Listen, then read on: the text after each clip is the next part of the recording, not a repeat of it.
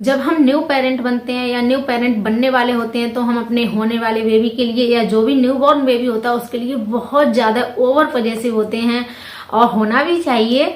तो हम बहुत पजेसिव होते हैं। कुछ प्रॉब्लम न्यू बॉर्न में ऐसी होती हैं जो हमारे लिए मतलब हम उनको देखकर डर जाते हैं, हमें कुछ डिफरेंट सा लगता है, तो हमें लगता है शायद हमें डॉक्टर के पास जाना चाहिए। हम उन्हें देखकर डर जाते हैं और परेशान हो जाते हैं। फिर हम डॉक्टर के पास लेके जाते हैं बेबी को। जब डॉक्टर से मिलते हैं तो डॉक्टर कहता है ये कोई प्रॉब्लम नहीं है। ऐसा सारे बच्चों में मोस्टली पाया जाता है, ये समय के साथ अपने आप से ही हो जाएगा, तो आपको डरने की कोई बात नहीं है। और फिर हम वापस आ जाते हैं डॉक्टर के यहाँ से।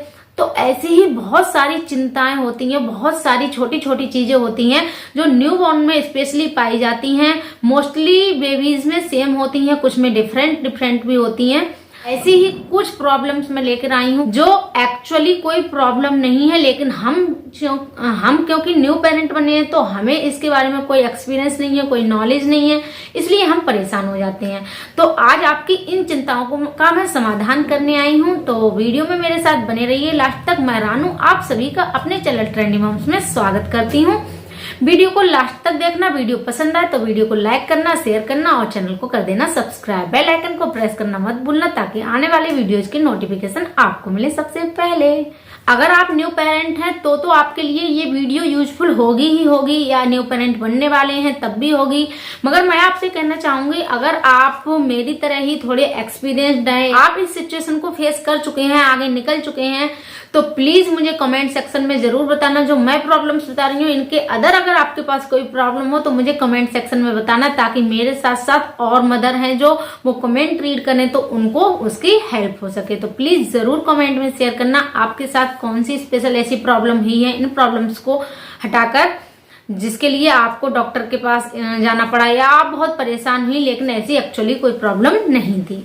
तो चलिए वीडियो को करते हैं start. Let start the video. सबसे पहले जब एक न्यू बॉर्न बेबी जन्म लेता है तो आपने देखा होगा, जब छोटा बेबी होता है तो वो बहुत चौंकता है, एकदम से सो रहा होता है, सोते सोते उठ जाता है और बहुत तेज से रोने लगता है, और एकदम से चौंक जाता है, चौंक कर रोने लगता है। तो हम परेशान हो जाते हैं, और इस चीज को लेके बहुत सारे मिथ प्रचलित हैं। अगर आप अपने बुजुर्गों से पूछेंगे अपने, तो वो कहेंगे कि बच्चे को माता खिला रही हैं, या फिर कुछ भी कह सकते हैं, या फिर बच्चा डर जाता है, सपने देख लेता है, ऐसे बहुत सारी चीजें आपको बताएंगे। मगर ऐसा कुछ नहीं होता है।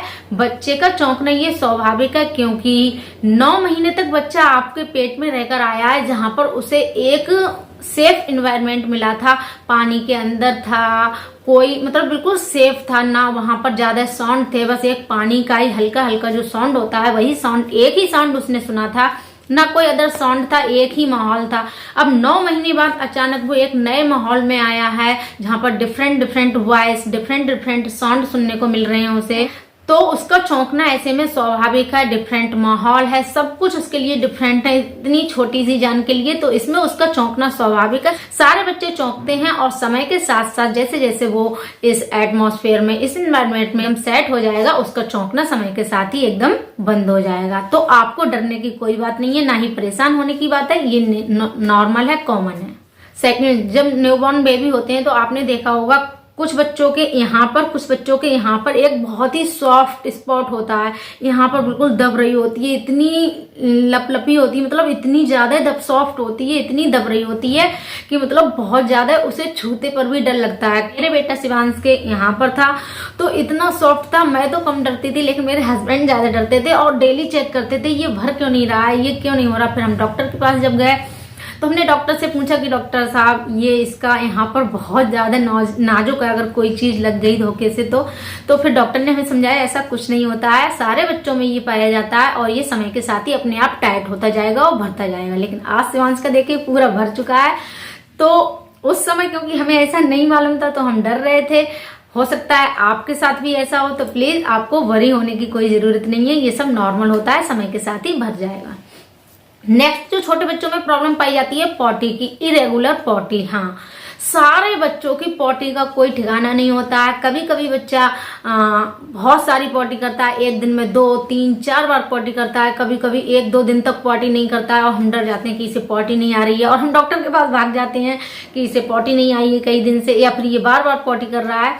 तो ये सब बच्चों के साथ नॉर्मल है। बच्चा एक दिन में 4 या 5 बार भी पॉटी कर सकता है या 5 दिन में 1 बार भी पॉटी कर सकता है, इसमें कोई भी अलग चीज नहीं है।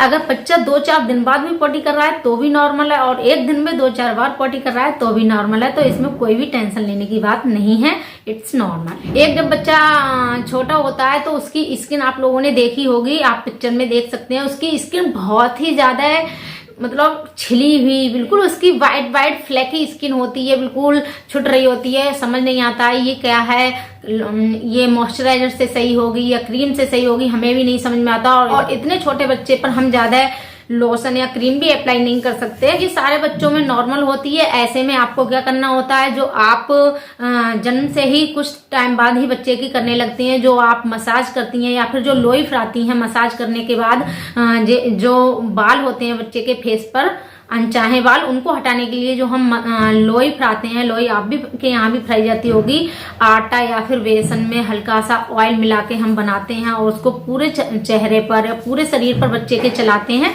इससे क्या होता है, इससे उनके जो बाल होते हैं वो भी चले जाते हैं फेस के, और फिर जो ये स्किन सब छुट रही होती है वो भी धीरे धीरे छुट जाती है। तो इसमें कोई टेंशन वाली बात नहीं है, ये धीरे धीरे अपने आप ही साफ हो जाएगी।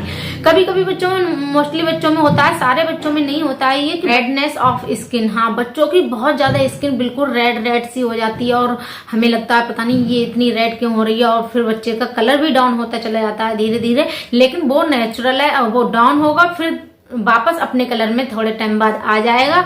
तो आपको इसमें डरने की कोई जरूरत नहीं है। नेक्स्ट है हिचकियां। जी हाँ, छोटे बच्चों को बहुत ज्यादा हिचकियां आती हैं। जब हमें हिचकियां आती हैं तो हम परेशान हो जाते हैं, तो हमें लगता है बच्चा भी परेशान हो रहा होगा, और बच्चे को बहुत ज्यादा हिचकी आती है तो हम सोचते हैं इसे क्या करें, इसे पानी पिलाएं या क्या खिलाएं ऐसा कि इससे इसकी हिचकी दूर हो जाए।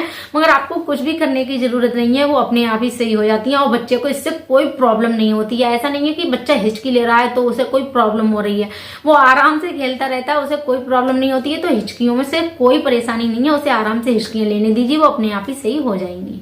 नेक्स्ट है बच्चे के पेट में गैस बनना या फिर बच्चे का दूध पीने के बाद कुछ वो दही टाइप का दूध बाहर निकाल देना।